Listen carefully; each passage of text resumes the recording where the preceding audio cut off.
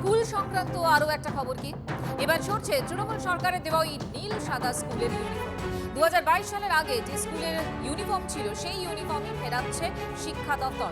স্কুলের ইউনিফর্ম অবশ্য দেবে রাজ্য সরকার। 15 দিনের মধ্যে ডিআইদের ইউনিফর্ম সংক্রান্ত তথ্য জমা করার নির্দেশ দেওয়া হয়েছে। 2027 শিক্ষাবর্ষে এই নতুন নির্দেশের পোশাক পরবে পড়ুয়ারা।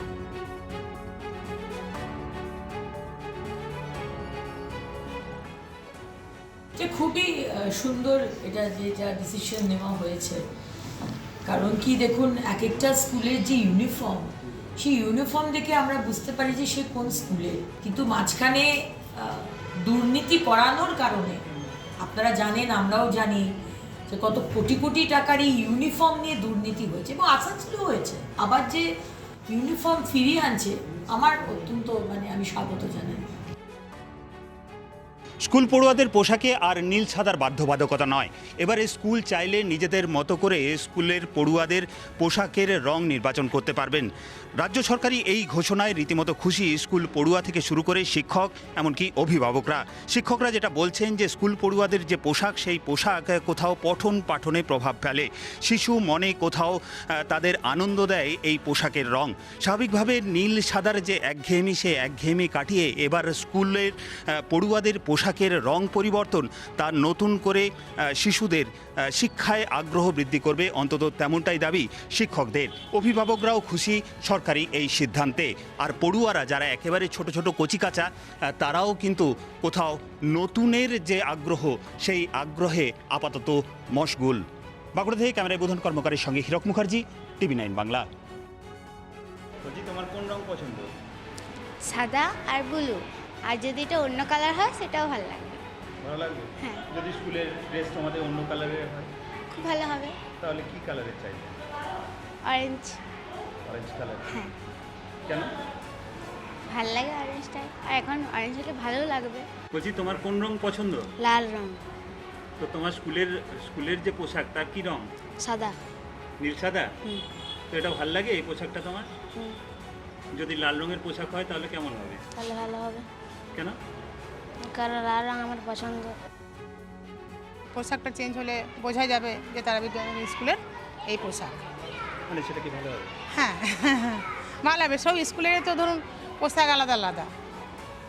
মানে সেটা হবে, পোশাক আলাদা আলাদা হবে। হ্যাঁ, মানে তাতে অসুবিধা নাই, চেনা যাবে যে স্কুলের এই বাচ্চারা। যে ইউনিভার্সাল স্কুল ড্রেস না করে স্কুলের সেই এলাকার তাদের পছন্দ মতো গার্জেনদের যদি একটা ইউনিক একটা স্কুলের ড্রেস হয়, তাহলে স্কুলটার প্রতি স্টুডেন্টদেরও যেমন ভালো লাগে, টিচারদেরও ভালো লাগে যেগুলো আমাদের স্টুডেন্ট। তো আমি মনে করি যে স্কুল ড্রেসটা ইউনিভার্সাল না হয়ে কালারটা যে যার স্কুলে স্বতন্ত্র হওয়া উচিত। আমরা সহজে চেনারও সুবিধা হবে, রাস্তাঘাটে দেখা হলে সহজে বুঝতে পারবো এটা আমাদের স্কুলের স্টুডেন্ট।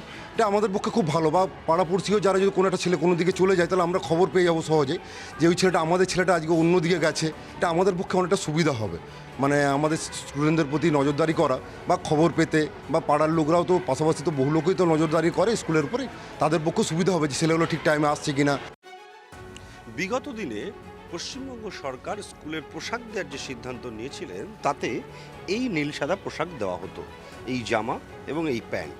কিন্তু এই জামা এবং প্যান্টের সঙ্গে যে নীল প্যান্ট দিতেন, তাতে স্কুলের যে আদি পোশাক ছিল, এই মহাত্মা গান্ধী মেমোরিয়াল হাই স্কুলের আদি পোশাক সাদা জামার সঙ্গে খাকি প্যান্ট, তা বিঘ্নিত হচ্ছিল। তার ফলে এক একজন স্কুল এক এক রকমভাবে সিদ্ধান্ত নিত। যাদের স্কুলে নীল সাদা ছিল তারা নীল সাদা ব্যবহার করছিল, কিন্তু যে সমস্ত স্কুলে নীল সাদা ছিল না, এই রকম খাকি পোশাক ছিল, তারা জামাটা নিতেন কিন্তু প্যান্টটা নিতেন না, অর্থাৎ প্যান্টটা তারা নিজেরা কিনে নিতেন।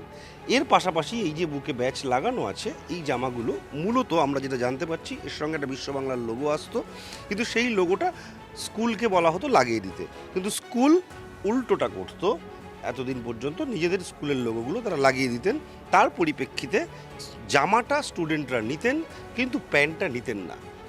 এখন যেটা সরকার সিদ্ধান্ত নিতে চলেছে, যে স্কুলের যে ড্রেস এতদিন ধরে চলে এসেছে, সেই স্কুলের সেই ড্রেসই সরকারিভাবে দেওয়া হবে। অর্থাৎ গান্ধী স্কুলের সাদা জামা খাকি প্যান্ট তারা তাই পাবেন, তাদের ব্যাচ লাগানো। এতে স্বাভাবিকভাবেই ছাত্রছাত্রী থেকে শুরু করে শিক্ষক শিক্ষিকা সকলেই খুশি।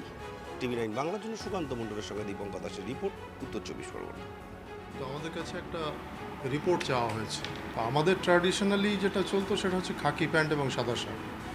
তো যখন সরকারিভাবে নীল প্যান্ট এবং সাদা শার্ট দেওয়া হয়, দেখা যাচ্ছে যে অভিভাবকরা অনেকেই তারা সাদা শার্ট যেহেতু আগে থেকে ছিল, শার্টটা নিচ্ছে কিন্তু প্যান্টটা নিতে ঠিক ইচ্ছা প্রকাশ করছে না, বা নিলেও তারা স্কুলে ব্যবহার করছে না। এই বিষয়ে আমরা গার্জিয়ান মিটিংও করেছি, তাদের ওপিনিয়ন নিয়েছি।